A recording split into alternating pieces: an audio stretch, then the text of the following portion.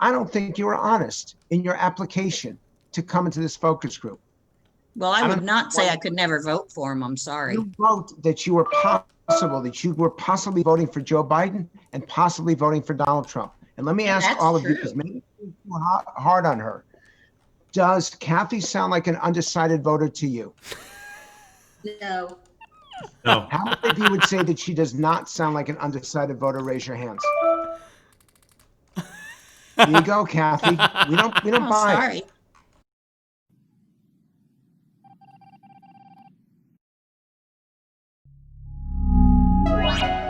Wait, what? Yeah, compassionate use usually means like if the conventional treatments aren't working, then we're gonna try something experimental. Is this actually happening? You think it's bad for Biden if Trump dies? Bad for Biden? No way. It would be amazing for Biden. You don't think Pence would pick up all the, I guess never Trumps or whatever? I think it would be just so dramatically crazy, I think. Unless Pence came out with some godlike performances or something, I don't know.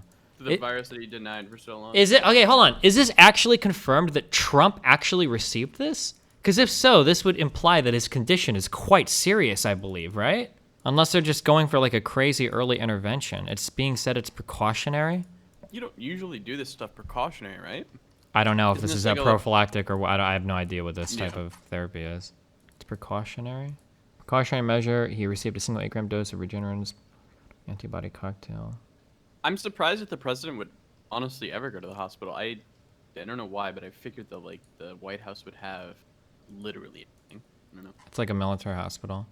I'm sure that the White House probably has like everything needed to like stabilize you from any type of injury or whatever. But I'm sure that like dealing with an actual like illness, I don't know if it's It might possible not, to have yeah. all those resources in the White House. Is commenting on the president's denial of COVID morally wrong? People seem to equate that with celebrating his death. Personally, I think that celebrating somebody's death is always a little bit tacky, but I mean, like, there is a special tinge of irony here that, like, fuck. Yeah, like, there is. It's like, I'm sorry, dude, but this is like your friend wait, bragging about, like, not driving with a seatbelt for, like, 2 years and then gets in a car accident and is thrown from the car and instantly killed while all the other passengers survive without injuries. It's like... And everybody just kind of like, yeah, you know. Yeah. It's sad, you know, dying sucks, but... He didn't do himself any favors. Chris Wallace says Trump arrived too late to the debate to get tested and use the honor system. Oh, shit. How fucked up, dude. What does that mean? Understand. That means that, like, everybody that showed up to the debate had to be tested prior to going in. And apparently he did, and he just said he was, and he lied about it. He probably said he got like tested like the day before or like that day earlier. Yeah, maybe, yeah. Biden's about to test positive? No, Biden already tested negative. Poggers. How rude, dude. Man, I get tested for hooking up with people. I try to be consistent. That's why I got my COVID-19 test a week ago. You couldn't even get tested for a goddamn presidential debate? What the fuck? Holy shit. One thing to all of the people out there watching, forget the politics. This is a public safety health issue. The President of the United States is in the most secure bubble in the world in the sense that everybody who comes in contact with him has to take a test, and he still got it. So wear the damn mask and follow the science. Oh my That's goodness. the key takeaway. And if I could... Oh, said the D word on TV. That's a $1,000 fine. He should have said, wear the fucking mask. You think celebrating of Trump dying of COVID would be fucked up or is justified at this point? I mean, celebrating somebody's death is always kind of shitty, but I mean, there's... I mean, come on. Like, it's a hoax. It's fake. I don't like to wear masks. Like, holy yikes. You think Trump is going to die, though? Most likely not. They're giving him experimental drugs. Yeah, but it's hard to say if they're just doing it as a precaution so that he definitely doesn't die, or if they're, or if things got bad. I don't know. How about post-COVID syndrome / fatigue or whatever? Even if he doesn't die, the damage it does to your body can linger. Yeah, true, it could.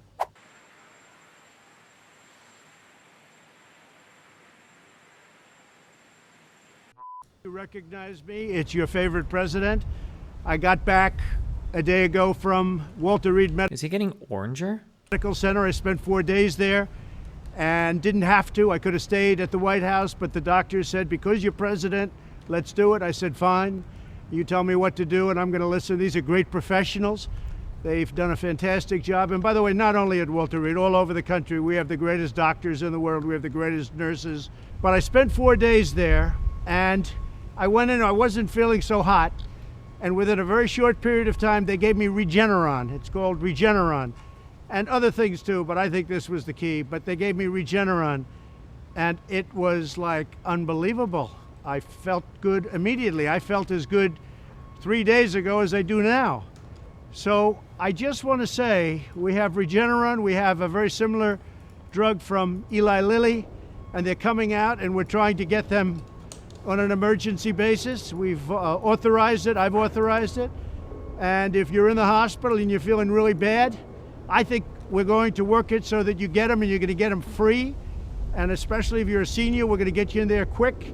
We have hundreds of thousands of doses that are just about ready. They call them therapeutic, but to me, it wasn't therapeutic. It just made me better, okay? I call that a cure. We have to get them done. We have to get them approved. And I want to get them to the hospitals where people are feeling badly. That's much more important to me than the vaccine.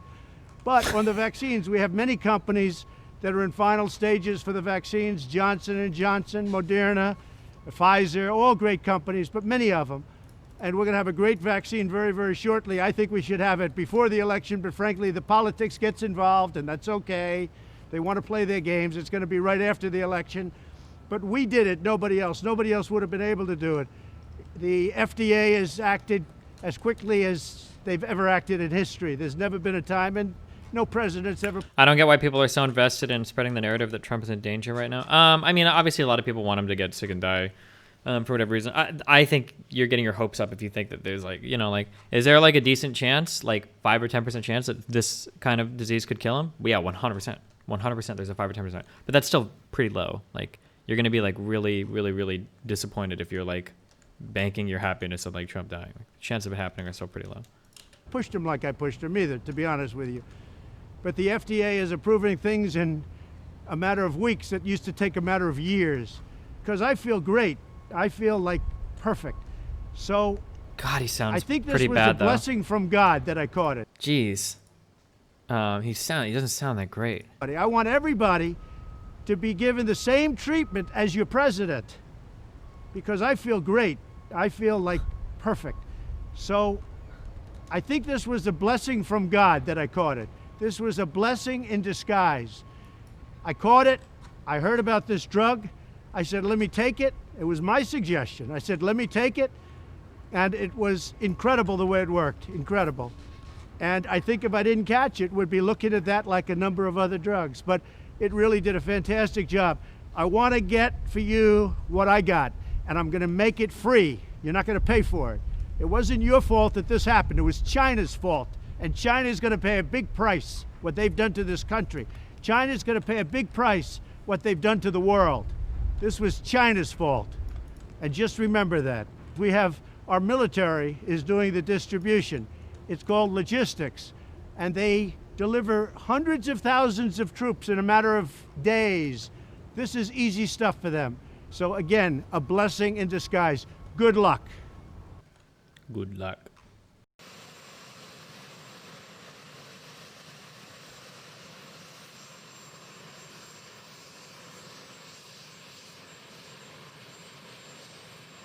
Let me ask you that, guys, just without being offensive, though. I want to ask something else, though. And I'm not trying to be provocative when I ask this. I'm asking this as a serious question. There are a lot of voters, certainly on the Republican side, who do believe that Joe Biden is almost senile. I mean, there is, and you guys know this. You know that online, that's a lot of the talk about him. Do you think he is competent to actually fulfill his full term? I mean, I would hope so. But honest to God, at this point, I would rather take an insane, senile Biden to the very sane Trump that thinks that invisible planes are actually invisible, or that surrounds himself with an administration of people that immediately have to be fired 6 months later because they disagree with him on something.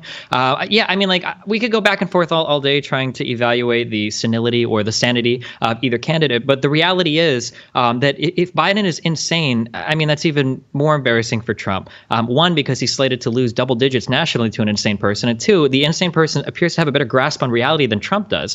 For instance, he didn't spend months and months saying that COVID-19 isn't real. He didn't spend his entire lifetime saying Obama was born in Kenya, or that climate change is a hoax pushed onto us by Chinese manufacturing. This is just something that I don't really stay awake late at night sleeping about, or I'm sorry, that I don't stay awake late at night thinking about, that somehow Biden is going to go insane. Even if he did, if Kamala took over, I would trust that Biden's administration is going to deliver us better answers on policy, whether it's domestic and foreign, than a Trump administration with a sane Trump leading it ever could. Playing devil's advocate here, doesn't that make Biden just simply a puppet for someone else? And do you trust whoever that someone else is? And I'm not saying that like you necessarily deep state's puppet. I'm just saying if he is not of the mind to actually be able to lead, then someone is leading, or someone's are leading. Voters have a choice. Do you go with kind of a, essentially a fascist regime that Trump has been? Or do you go for the neoliberal regime? And I know a lot of progressives are like, oh my gosh, like, do I want cancer? Do I want to die of cancer? Or do I want to die of a gunshot? It seems to me that the Trump administration is so dangerous, and the lack of response with coronavirus, I mean, really the blood of 210,000 people are on his hands. The fact that he couldn't even say, wear a mask, have a federal mandate to wear a mask. It's a thin piece of cloth. I mean, really? I gotta push back on that. Do you really believe that every coronavirus death Donald Trump is responsible for? He's responsible for every single death that had he told everyone to wear masks, no one would have died? You can't possibly believe that. Listen, Cuomo and de Blasio also bear a lot of responsibility because they didn't shut New York City down earlier. 1 week earlier would have saved, like they said, 50 to 80% of the deaths. So yes, but I just feel. And then what about all the leaders who put COVID patients into nursing homes? Right, that was an absolute failure. But it also came from the fact that they didn't know what they knew. Yes, I agree too. But he consistently downplayed the virus. Stephen, I saw you shaking your head. Were you in disagreement with that? Yeah, I mean, a couple things. Just firstly, in terms of Biden being crazy or senile, or in terms of looking at like somebody pulling the strings behind the scenes, I think that is a really good point. I think that we should be worried about people that might have leverage over the potential future president of the United States.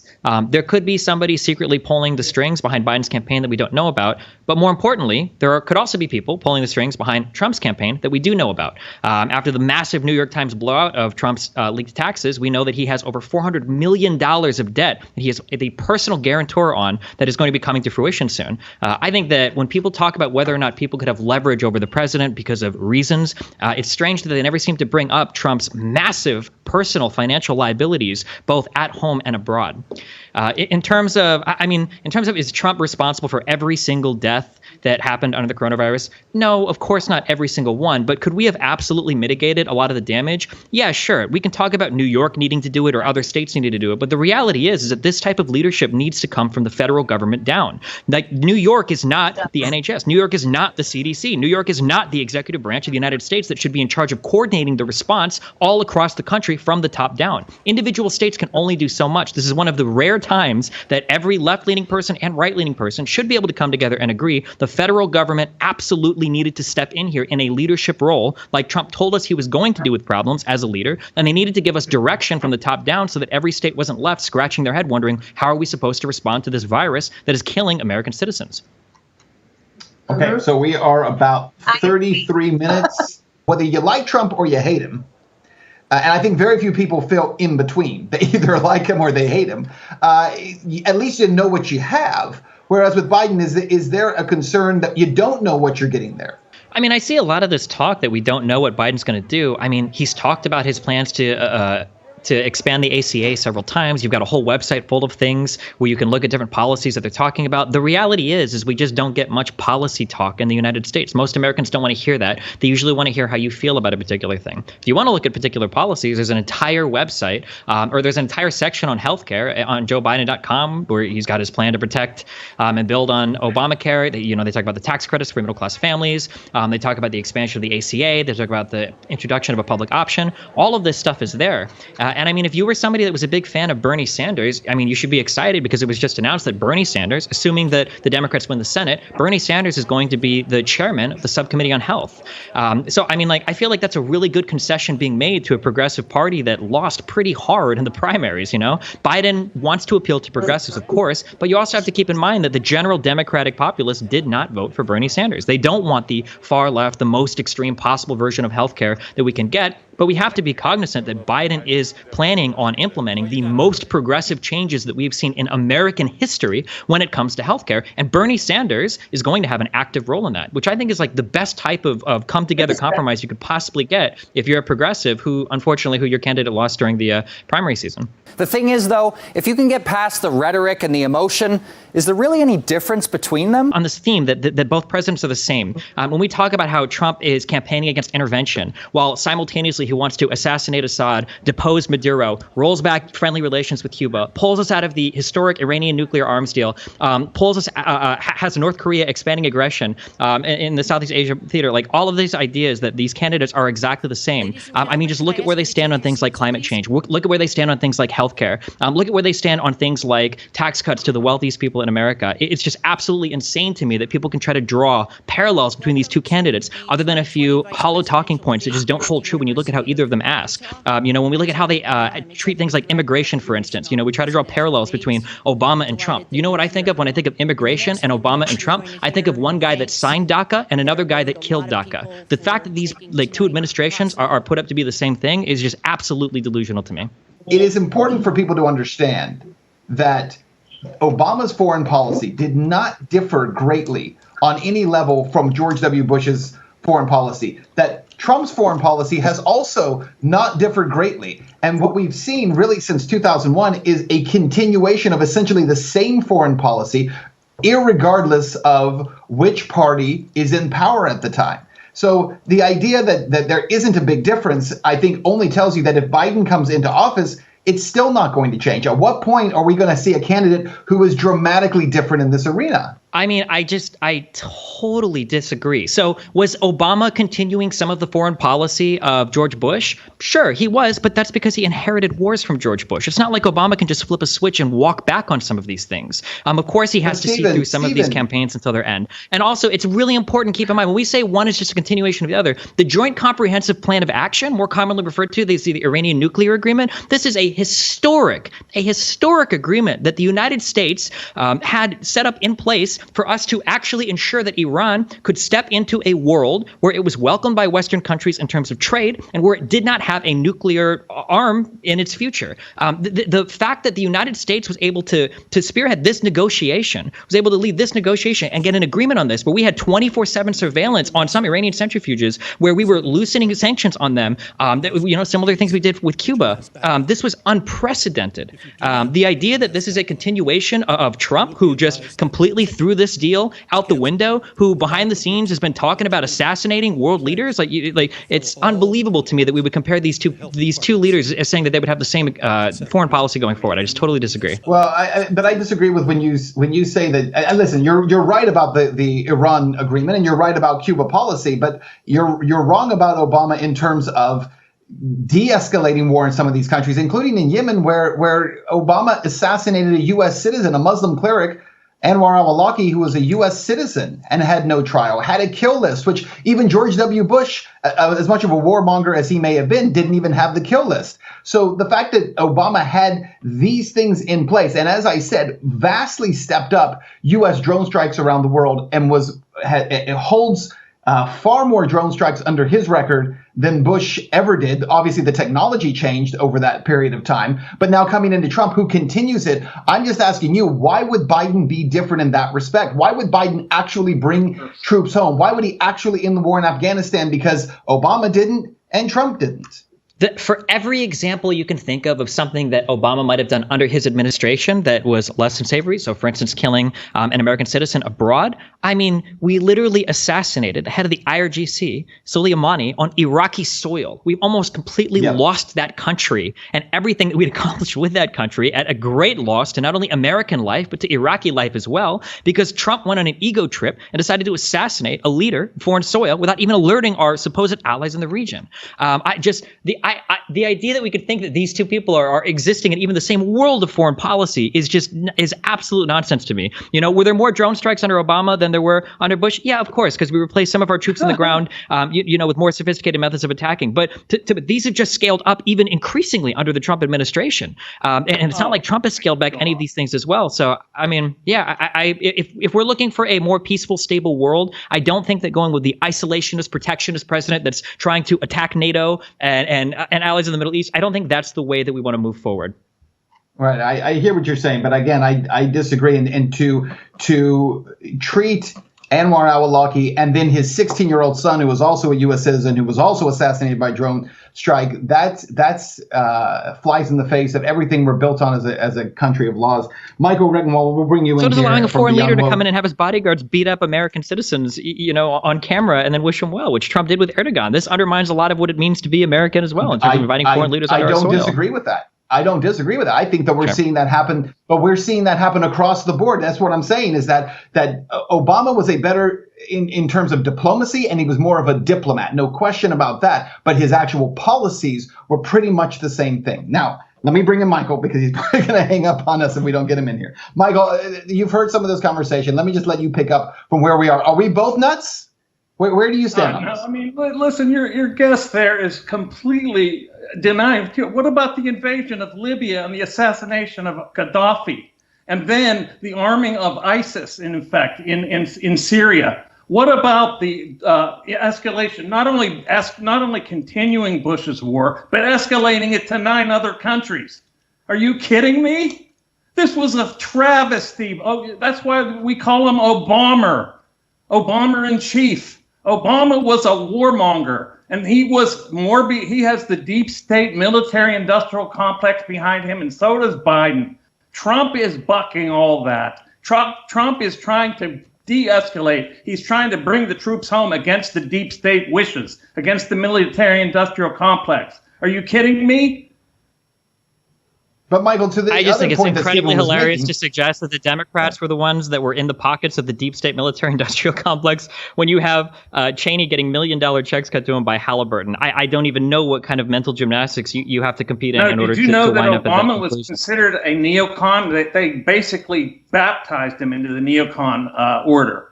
Yes, they welcomed him. They said he's basically a neocon. I must have missed that church ceremony, I guess. Yeah. Well, it was real. It wasn't a church ceremony. It was a rather disgusting indoctrination into the neocon ideology, which he basically completely fell for since he was a basic CIA test tube baby in the beginning. And I'm speaking metaphorically. What I'm trying to suggest is he's been tailored all the way up. Biden and Obama were the most warmongering administration in the history of this country.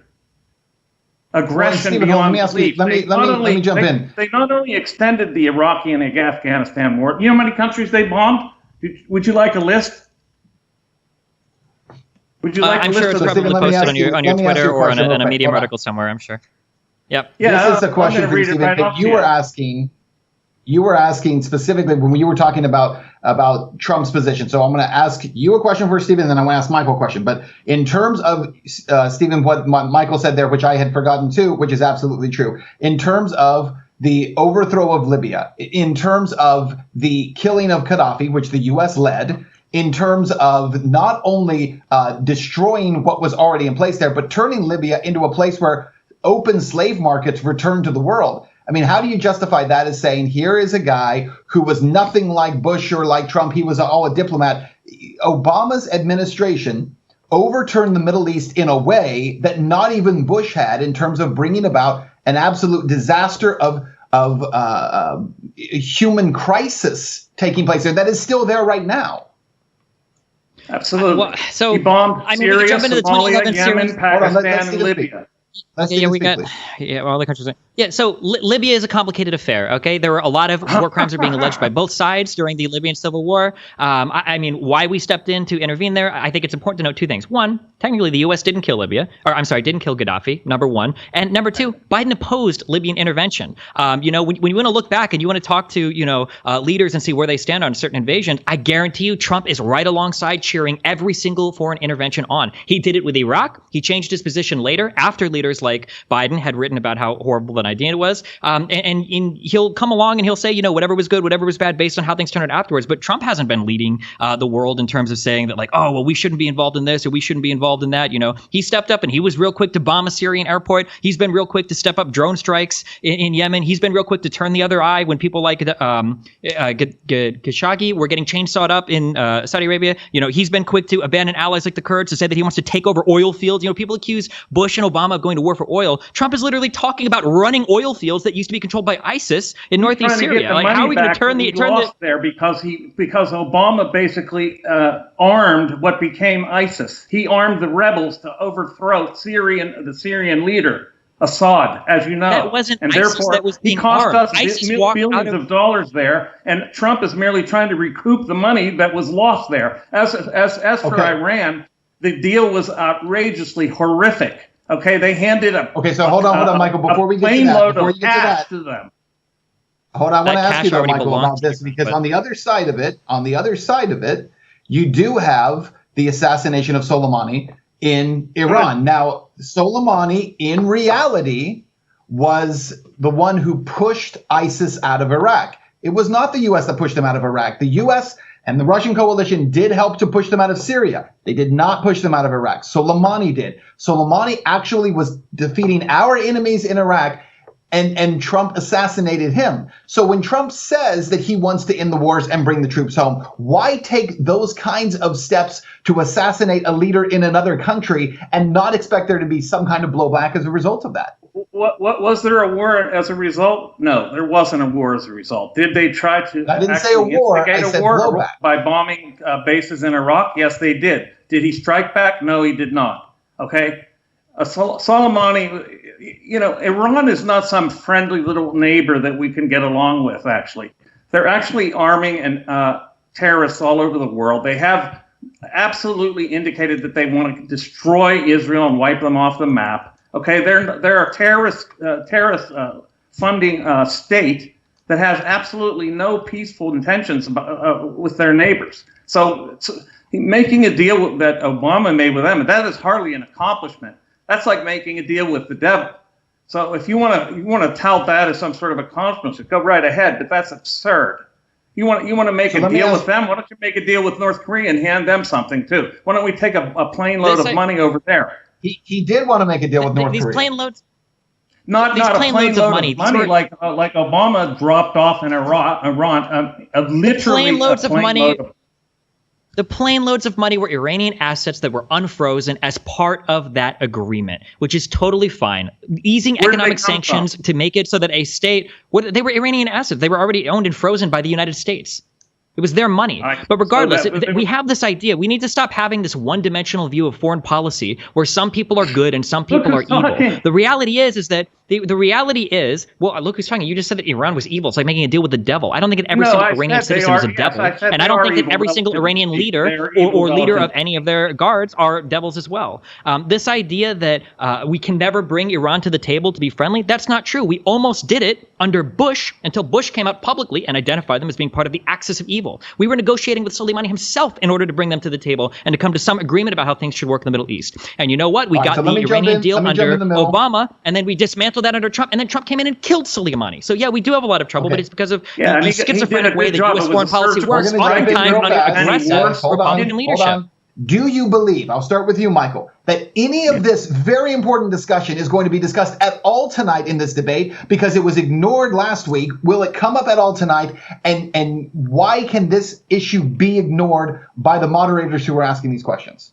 Well, first of all, the moderators will ignore it because of the dreadful record of the Obama-Biden administration. And so the moderator is going to, of course, actually was an intern for Biden. So, I mean, we're talking about a completely tilted and utterly a stacked deck. So basically, Pence is going to have to debate two people again, just like Trump did.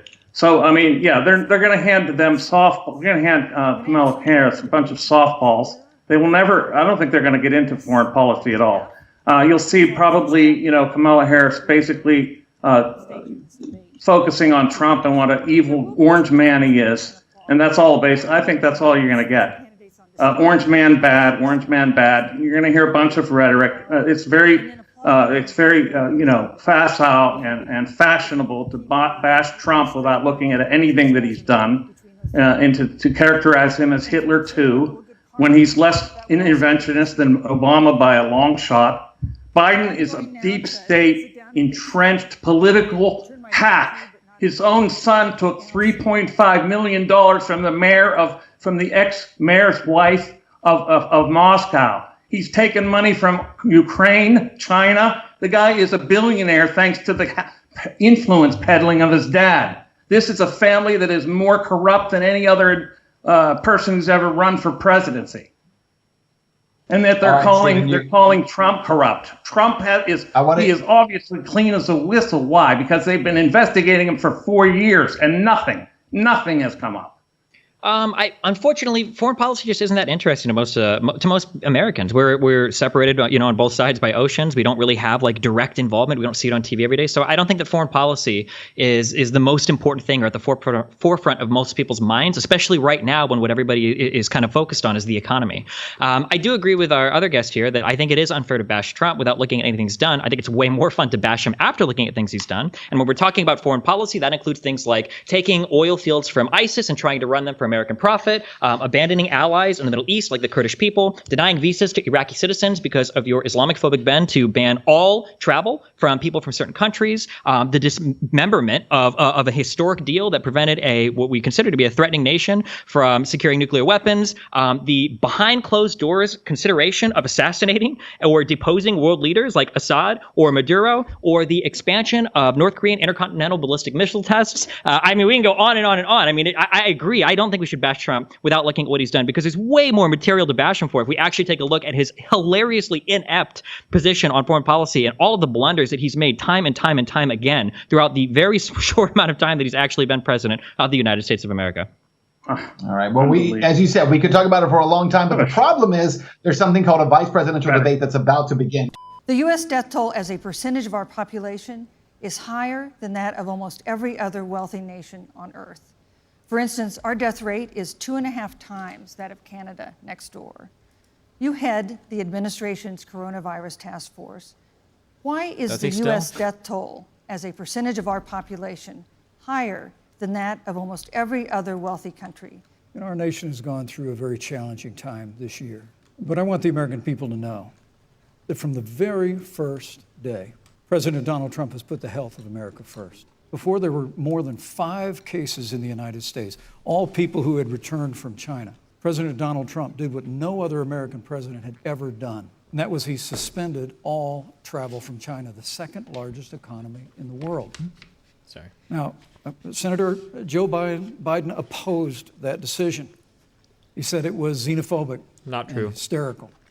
But I can tell you, having led the White House Coronavirus Task Force, that decision alone by President Trump bought us invaluable time to stand up the greatest national mobilization since World War II. Which we didn't do.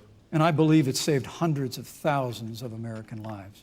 Because with that time, we were able to reinvent testing. More than 115 million tests have been done to date. We were able to see to the delivery of billions of supplies so our doctors and nurses had the resources and support they needed. Why did it take so long to get testing done then? And we began, really, before the month of February was art, to develop a vaccine and to develop medicines and therapeutics that have been saving lives all along the way. And under President Trump's leadership, Operation Warp Speed, we believe we'll have literally tens of millions of doses of a vaccine before the end of this year. The reality is, when you look at the Biden plan, it reads an awful lot like what President Trump and I and our task force have been doing every step of the way. I mean, quite frankly, when I look at their plan that talks about advancing testing, creating new PPE, developing a vaccine, it looks a little bit like plagiarism, which is something Joe Biden knows a little bit about. And I think the American people know that This is a president who has put the Thank you, health Vice of America first, and the American people, I believe with my heart, can be Thank you, proud Vice of the President. sacrifices they have made. It's a really good answer by Pence, even if half of it was Senator fake. Harris, It was a really, really would good like to answer. respond? Absolutely. Whatever the vice president is claiming the administration has done, clearly it hasn't worked. When you're looking at over 210,000 dead bodies in our country, American lives that have been lost, families that are grieving that loss. And you know, the vice president is the head of the task force and knew on January 28th how serious this was. And then thanks to Bob. Okay, hold on real quick. So Kamala Harris has got talking points from the top down, and it's pretty clear that what they want to do during this debate is they want to hammer home certain talking points. They knew and they didn't do anything. They haven't done enough. It sounds like that's the goal. If she hits on these talking points over and over and over again, and she doesn't actually fucking give any substance to any answer, then like, holy shit, it's so bad. He's doing a good job at giving quotes, like more substantive answers for sure so far. Our doctors, our nurses, our first Thank you, Vice responders. President. If the Trump administration approves a vaccine before or after the election, should Americans take it, and would you take it? If the public health professionals, if Dr. Fauci, if the doctors tell us that we should take it, I'll be the first in line to take it. Absolutely. But if Donald Trump tells us that we should take it, I'm not taking it. Vice President, I would be Pence, there have really been a lot careful of how you answer that. I don't know about that one, Kamala. It was Don't say 2009. H1N1. The swine flu arrived in the United States. Really? Thankfully, it ended up not being as lethal as the coronavirus. They must have poll tested before this the and it end played of the well with year, somebody. It sounds like such a When bad Joe Biden talking was vice point. president of the United States, not 7.5 million people contracted the swine flu. 60 million Americans contracted the swine flu. If the swine flu had been as lethal as the coronavirus, in 2009, when Joe Biden was vice president, we would have lost 2 million American lives. His own chief of staff, Ron Klain, would say last year that it was pure luck that they did, quote, everything possible wrong. And we learned from that. They left the strategic national stockpile empty.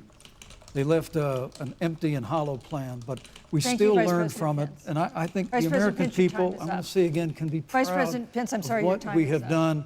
And Mute his Senator, mic. Please Thank you, Vice stop President undermining Pence. confidence. Mute his in the mic. vaccine. Senator Harris, let me ask you the same question that I asked Vice President Harris, you Pence, can need which way is, better answers. Have you had a conversation? Well, I mean, I thought we saw enough of it in last week's debate, but I think this is supposed to be a debate based on fact and truth. And the truth and the fact is, Joe Biden has been very clear. He will not raise taxes on anybody who makes less than $400,000 He said a he's going to year. repeal the Trump tax cuts. Mr. Vice President, I'm speaking. Well, wait, I'm speaking. it'd be important if you said the truth. Joe Biden said twice in the debate last week that he's going to repeal the Trump tax cuts. That was tax cuts that gave the average working family $2,000 in a tax break every single year. That is- Senator, Kamala, you have to answer absolutely this. not true. That is he tax only bill- is he only going to repeal part of the Trump tax cuts? If you don't mind letting me finish, we can then Please. have a conversation, okay? Please. Okay. Joe Biden will not raise taxes on anyone who makes less than $400,000 a year. He has been very clear about that. Joe Biden will not end fracking. He has been very clear about that. Well, first, I'm very proud of our record on the environment and on conservation. According to all of the best estimates, our air and land are cleaner than any time ever recorded. Our water is among the cleanest in the world. Because the whole economy's been shut down. I mean, it's probably true, but the largest investment in our public that speaks lands even and stronger to public man-made parks climate change when we all stop in like 100 making years. things. Seems like So the climate President goes back to Trump normal. has made a commitment to conservation and to the environment. Chat In the really showing they countries don't have that any are idea what still normal people in the think of Paris when Climate of Accord, politics but when they we've say done it Kamala's through losing. innovation. I think Kamala looks really bad And in this we've done it conversation through so far. natural She's done gas a little bit better now, and but fracking, I feel like Pence's which, answers have Senator, been way the better. American people can go look at the But, record. Once again, Senator Harris is denying the fact that they're going to raise taxes on every American. Joe Biden said twice in the debate last week that on day one he was going to repeal the Trump tax cuts. Those tax cuts delivered $2,000 in tax relief to the average family of four across America. And with This is regard to true. banning You have to fracking, I just respond to recommend this. that people I'm sorry, this is such a good point because it's true because Americans actually saw more money on their taxes. Every American worker knows this. So you have to address that fact. You can't just say blah and laugh it off. You have to actually give a real response to this. Kamala needs to respond to that point.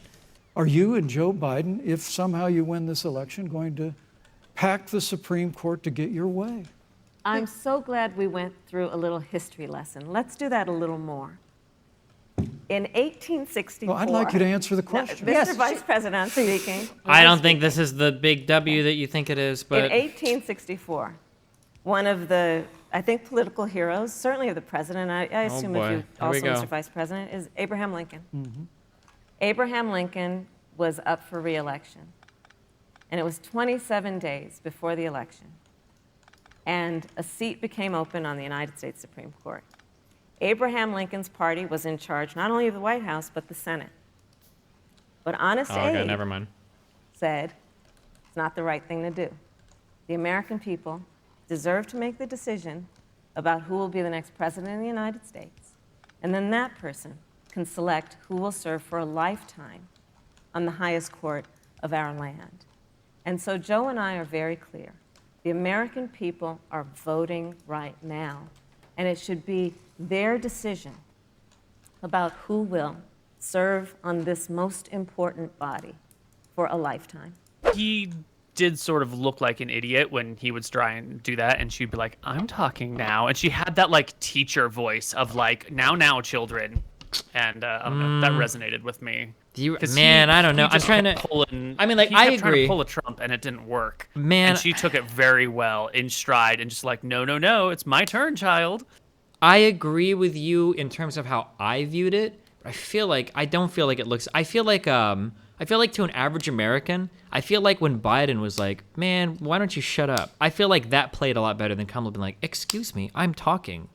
Especially with her being black and a woman, the whole condescending thing that we view about like women in the United States. Like, I feel like that looked worse just because of the way that Pence carries himself on stage to like an undecided or like in the middle voter or whatever. But I could be wrong, I guess. I don't know. I feel like it's weird to try and comment on what undecided voters want when you're not an undecided voter. It's hard to be like, I think people who aren't me would view this like that feels. Oh, sure. Oh, sorry. I guess maybe I should clarify. I'm sorry. Yeah, that's what I do when I look at these debates, guys. I'm trying to think of like how would an average American view these debates. I probably agree with almost everything you said in terms of like how I would personally view it. I don't think I would disagree with anything. Obviously, all of Pence's answers are half truths or blatant lies.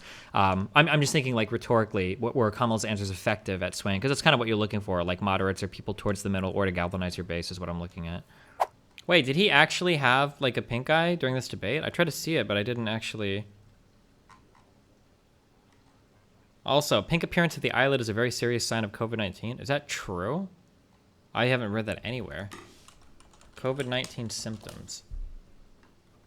Fever or chills, cough, shortness of breath, fatigue, muscle headaches, knee loss, congestion, nausea, vomiting, nausea, trouble breathing. I haven't seen this at all.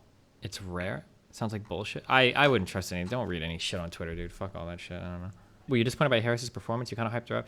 Yeah, when Harris was debating on stage with Biden, Harris was a fucking monster. Oh my God, she felt like she was so aggressive and concise and powerful with her answers. They were unreal. But it felt like she was playing super on like defensively in this debate, which is strange because Pence is tasked with defending Trump. He did a really good job. I feel like rhetorically, Pence did a really good job at defending a pretty fucking horrible leader. Oh my God. Watch the undecided voter stream again. Oh. Did Kamala Harris win tonight, or did Mike Pence win tonight? Raise your hands if you thought that Kamala Harris won. I can't see. One hand up. Oh. Raise your hand if you think Mike Pence won. It's overwhelmingly Mike Pence. So let's find out why. Kimberly, you were the star of our focus group last week, so I'm going to give you the first comment. Briefly now, in a sentence, why do you think Mike Pence won? Mike Pence was more factual, and he was able to answer most questions with exact answers. With the ability to know exactly what he was talking about. Yep. And Laura, in one sentence, I'm going to go just one sentence for you guys. Laura, one sentence. Why do you think Pence won? I felt that he was a lot more composed. I don't know. I just wasn't a fan of her continual facial expressions. I don't know. The laughing without giving a good answer afterwards makes you look weak. Kurt, one sentence. Why did Pence win? I thought he had command of the issues. In a sentence, why did Pence win? I thought he had command of the issues, and Harris didn't look presidential to me. Tom from Florida, why Pence? I think Harris struggled to put together really coherent reasons for different questions. Yeah. Minnie, I know you disagree with us. Why do you think Kamala won? Well, I felt that Harris cared about the people, and I did feel that she looked presidential in the debate. Harry, I know you're on the fence. You've been all over the place in the 5 minutes before we came on the air. Do you still think that Kamala won the debate? Yeah, I don't think that this debate is going to change the trajectory of the race at all. That's not my question. Harry, that's not my question. Who won the debate? That's why I think Harris won. And by the way, I'm being corrected by Katie Couric that I'm not pronouncing her name right. I've actually corrected myself twice tonight already to get it correct. These media people are just hard as hell on you. James, who won the debate? Overall, I give it to Mike Pence. I believe it was due to his demeanor. He was more calm, cool, collected, and composed throughout the debate. Nick. Straightforward answers, even if I don't agree with him on policies. And let's do one more. So John from North Carolina. I just think his calm, easy, even-tempered answers gave him the edge. Actually, let me do one more beyond that. Debbie from Florida. People are saying, what did he answer straightforward? When people were, it doesn't matter if it's a lie or not. What happens is this what happens? What did you guys do, okay, to help the American people? We banned travel from China. The CDC loves us. Fauci says that we've done an amazing job. We banned travel. We got PPE together. We blah, blah, blah. Pence is giving like 7 or 8 direct, like 100%, like fact, like they're not right, but he's giving concise answers and giving explanations and examples, okay? This is why when you guys go and you take an English class and you've got to do like, you're writing argumentation or whatever, that's why your teacher will say like, after your thesis, you put 3 or 4 different supporting facts or whatever. Pence was doing that on every single answer. Kamala would look and go, oh, well, no, you guys suck. And the American people, you guys are being harmed by them. But Pence is giving like concise answers supported by evidence over and over and over again. I think it made his answers look incredibly strong compared to Kamala Harris. Everybody here has echoed that sentiment. Fuck you guys for gaslighting me too. Didn't let her get him flustered. He kept his cool. He answered with facts. Who here walked in leaning towards Joe Biden? If you had to pick, who's leaning towards? So Tony, why do you think Harris did not do as well? I think that she was a less fluid communicator in her responses. I think that Pence was just he was able to state his positions in a way that was more easily understood to, I think, the viewers or listeners, whereas I feel like Harris kind of was jumping back and forth a little bit. And Nick, let me ask you, do you lean towards, when you walked in, did you lean towards Joe Biden? Just ever so slightly and reluctantly. And why did you feel that Pence did better?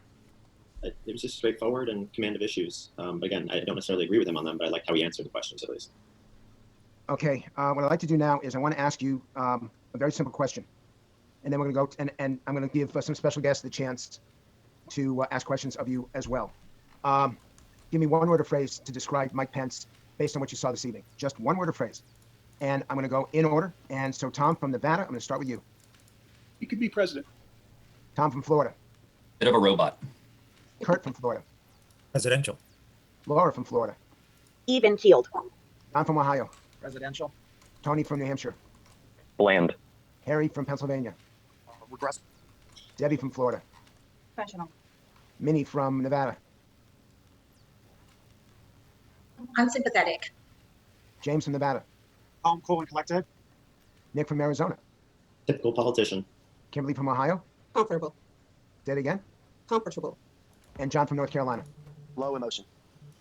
Okay, now I'm going to flip it. And John, I'm going to start with you and go backwards. Give me a word or phrase from tonight to describe Kamala Harris.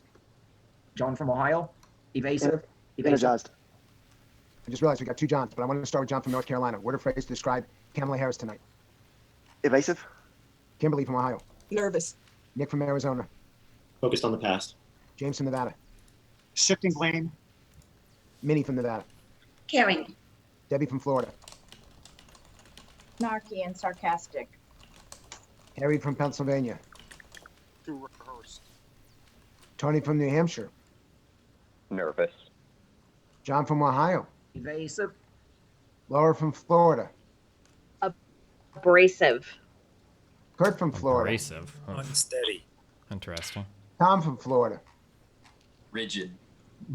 And Tom from Nevada. Unpresidential. Okay, what I'd like to do now, and this is a surprise for you all, if Danny, you can bring her in. I try to bring interesting people to join these focus groups so they can ask questions of you all.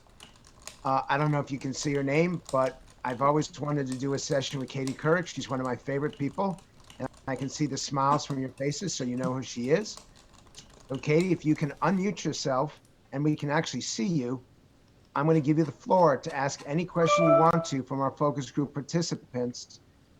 They've already been warmed up for you. So Katie, please go ahead.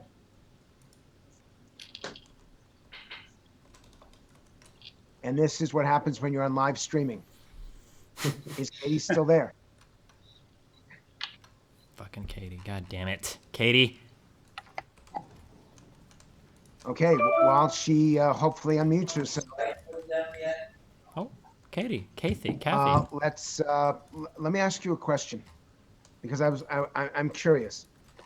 Mike Pence went over his time, virtually every response he went over, virtually every opportunity that Kamala had, she made a face or she had this reaction. Please tell me, because you were telling me that this is bothering you, which bothered you more and why? And as you answer it, I'm going to give Katie Couric another opportunity. Unmute yourself. Let us see you, because I do want to get you to ask a question of these people. Go ahead. Anybody here? Just raise your hands who wants to go. Well, what bothered you more? And Tom from Nevada, and then Kurt from Florida. I found the facial expressions from Kamala very distracting. I didn't like when either person didn't answer the question more than I was bothered by them going over time. And who was more likely to duck the question in your mind? I guess Kamala, because it sticks in my mind. I wanted them to answer the packing the court question. Okay, just unmuted. She didn't. So that bothered me. So it sticks in my mind that neither one of them answered the questions very well. I did it. Kamala a little worse than Pence. Is this the Katie Couric? Or? First of all, can I just tell Frank, you guys, it's Kamala. That's how you pronounce Senator Harris's name. Not Kamala. Yes, I acknowledged that after you told me. I even acknowledged it. But you kept saying Kamala. It's Kamala. Just think about a punctuation mark. I can't tell if they're actually mad or... Not changed one bit when she was on TV. She was forceful. She was kick-ass. Every time I came on the Today Show, she had a problem with something I wore, with something I said. That's not true. Okay, I think we're just fucking with each other. Should we tell everyone what you said in 2016 around 7:30 at night, Frank? Oh. Yeah, but the problem was you and I were drunk, so. Wait, what is happening right now? That's not true. That's not true. Anyway, I just want to say hi to everyone. Group? I've been listening to everyone. Oh, that was a good joke. It's really interesting, and I just want to say we really appreciate you all watching and expressing your point of view, your points of view, and it's really interesting to me. You know, as a woman who had to break barriers in my own career, I found it interesting when one of the gentlemen, I can't remember who, said that Kamala Harris didn't look presidential. And I'm curious, as I'm familiar with a lot of sort of gender stereotypes that exist and, you know, unconscious bias, if it's because we haven't seen somebody like that, a person of color, participate on. She is loading the fuck out of this question. If you really wanted to figure out, so let's say that I have a black friend who's a woman who gets on a debate stage and does some things, and someone is like, oof, I felt like, yeah, I don't know, she didn't seem very like much of a leader to me, right? Then there's two ways you approach this. I can either say, you know, there's a lot of implicit bias loaded in what you said there. There's a lot of sexism and racism that could be tainting your answer. What do you mean you say that? That's one way to do it. Or we could say, oh, she didn't look much of a leader. Well, why do you say that? What parts of her actions made you think that she didn't look like much of a leader? That's a way better way of asking that question, because I can get a more raw response out of the person. Because they might inadvertently say something like, oh, well, I thought she was like, I don't know, she just came off as like very, I don't know, like kind of uppity, or just like very, oh, I don't know, maybe a little bitchy. Like they might say something like that because they honestly don't see anything wrong with it. But if I start off with like, there's a lot of sexism and misogyny with how people view women, what is your answer? Fuck, they're going to change their answer. They might go like, oh, well, I just didn't think she was commanding enough of her answers. Like, because now they're like on the defensive. That question was so unimaginably loaded. Like, she primed the fuck out of this response, such that the response is worthless.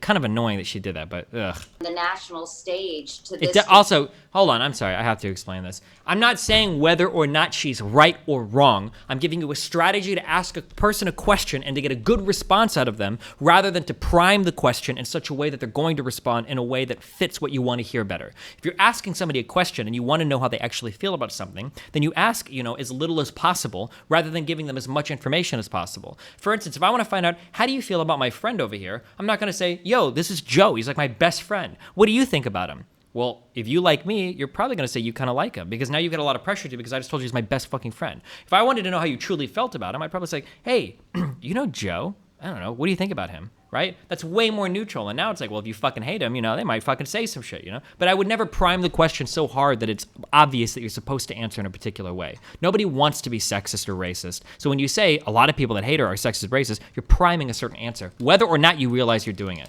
That's inarguable. If you don't like what I said, suck it up, go do something else. What I just said is facts. Agree. And if you have a woman, I believe that. No, wait, how far back were we? Fuck, hold on, I'm sorry. It's the host's fault because they wouldn't let me in. Awesome. Really? I'm not good at. That's not true. Interesting. And I just want to say we really appreciate you all watching and expressing your points of view. And it's really interesting to me, as a woman who had to break barriers in my own career, I found it interesting when one of the gentlemen, I can't remember who, said that Kamala Harris didn't look presidential. And I'm curious, as I'm familiar with a lot of sort of gender stereotypes that exist and, unconscious bias, if it's because we haven't seen somebody like that, a person of color, participate on the national stage to this degree. And if you had to really look at yourself, do you think that influenced how you saw these candidates tonight? Okay, Kurt, Flora. I just want to just one more time. How stupid is it to ask a question like, do you think that, are you aware that something implicit might have motivated you? Well, of course not. If they were aware of it, it wouldn't be implicit. I'm going to start with you, and then I'm going to go to James from Nevada. Kurt from Florida. I don't think it influenced me, because what bothered me more was Mike Pence talking over.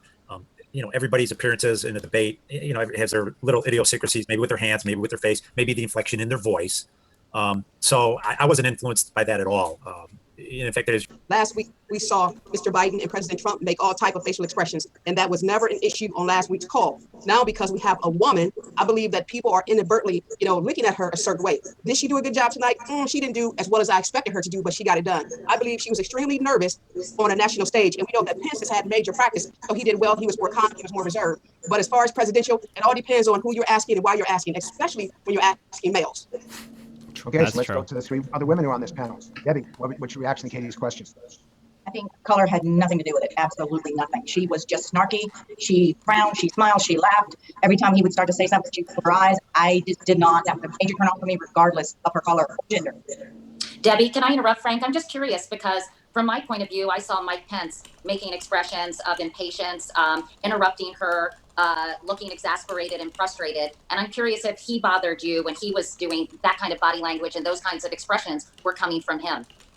His expressions were not as, as vivid in my mind as hers. Hers were way more expressive and way more what I would call passive aggressive, which is a word that's used for me a lot.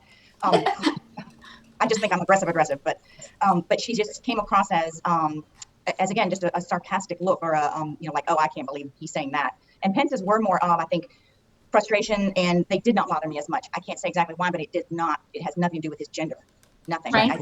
Kathy, hold on. I want to go to Kathy and Minnie, because I want to get their responses too. But before I do, I want to show of hands.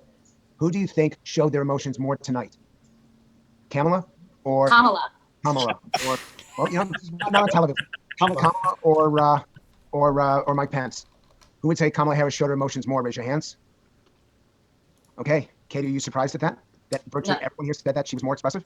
No, and I think what's really interesting, I think what some people may see as emotional, other people may view as passionate. So I think it really depends on the lens from which you're watching this debate. I think we all come with our preconceived notions. And, you know, I was following on Twitter, and it was so interesting because everyone seems to have a different point of view depending on, you know, the lens from which they're watching these debates. So, you know, I think it could be either a positive thing or a negative thing, depending on how you're receiving, you know, that particular point of view. Hey, Frank, can I ask one question? Because then I have to go to bed. I'm just curious because I know a lot of you all are from states. Debbie, I know you're from Florida, and I think Kimberly's from Ohio. And many of these states are seeing a spike in COVID cases. And I think one of the things that I thought Senator Harris did a good job of was talking about the fact that we have such a high rate of COVID infection in the United States. We have 4% of the world's population and 20% of COVID deaths. And I'm curious if any of you all felt, sorry, Frank, I don't mean to steal your thunder, but any of you all felt that Mike Pence's defense of the Trump administration's response to the pandemic was satisfying or unsatisfying, and if you feel if you feel comfortable with the response the administration has done since the coronavirus pandemic started. Frank, I'm working with COVID in Florida with the health department. I'm totally taken back by Katie's comments on this. I think she came in with predetermined notions, obviously. That's what it sounds like, yeah. Kamala is not, she did not come across, you're talking about emotional. No, I didn't think she was emotional. I thought she was very snarky and like a schoolgirl. I was not impressed with her. I thought she would be better. What about the COVID answer, since I know that you work with COVID in Florida? So well, how do you feel about it? I think they've done an amazing job with it. I am very impressed. And I'll tell you what, I'll be in line, whether Kamala is or not, I'll be first in line to take that vaccination when they bring it out, because I know they know what they're doing. And just to say they don't want to do it because it's Trump, okay, that's fine. Don't, please, more for the rest of us. Well, that's not how that works. I think I have to correct you, though, because it's really the FDA protocol to make sure that a vaccine is safe and effective. Oh, I agree with you. But that's something the Trump administration has tried to circumvent. So I just want to correct you on those facts. It's not that people are saying they don't want to take the vaccine. I think they want it to go through the scientific protocols that all vaccinations need to go through before they decide that they feel comfortable taking it. And they don't want it to be fast tracked to the point that it hasn't been adequately tested. So it will be adequately. Hold on. Guys, I'm sorry, it will be adequately tested. Sorry? This is not what a focus group is about. A focus group is to ask people their point of view, not to give a lecture about some sort of COVID vaccine. So, but Katie, I'm going to. But Frank, don't you think people need to know accurate information? No. I think they're getting it. I have a point. What we need to know here is what these people think. Katie, you and I have, we've got platforms that we can communicate to people.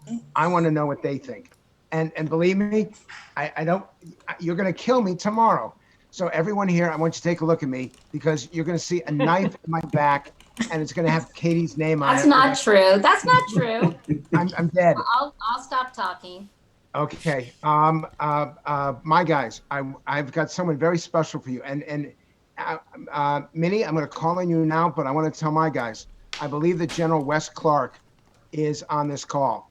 Presidential candidate, incredible hero leader. Wes Clark? Who did he say?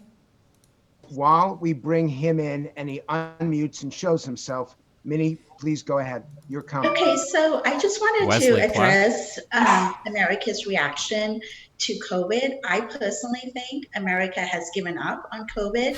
True. And when it first began, I think the whole country should have been shut down for a month, and that would have been more effective versus the way it was actually handled. True. So who the fuck is this person? The situation we're in today with the high rate of COVID deaths is because of the way it was handled.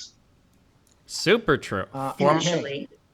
General Clark, you now have the American people sitting in front of you. You've got the most important voters on the face of the earth. Well, first of all, I would like to say that I'm very appreciative to hear an actor finally compliment America, because we don't hear that often. So I'm grateful that you would do that. But I do think this country is amazing. My husband's a 31-year Marine, and we've served. We all serve. And we actually live in a community, Indian River Colony Club in Melbourne, Florida, that is 80% military here. And we've all fought for this country. We've fought for it because we love it. And I do think that some politicians do, but I think many of them just want the power that goes with it. And we have the greatest country in the world. So I do thank you for saying that, Mr. Dreyfus. Kathy, I need to challenge you for 1 second. Sure. I don't think you're an undecided voter. Oh. I was, but I'm really strongly leaning. I don't hear anything that says that you are truly undecided. Well, probably not much anymore. Certainly, Kamala Harris did not do anything for me tonight. I was really borderline, just like, I can't stand her. And everything I had been listening to Joe Biden say, some of it's good. And I've met him along the way, but I just hear too many lies, especially tonight and no answers. That was the biggest thing for me. I just really need more answers if I were to ever go for Joe Biden and her, because they're not answering questions. So I want people to know this, that we go through a process and we ask them a number of different questions. We all did the same thing with you. Mm-hmm. And that screener process is supposed to screen out somebody like you. Because I don't believe that it's possible that you could vote for Joe Biden, even though that's what you said in your screener. And it really anything's possible, absolutely.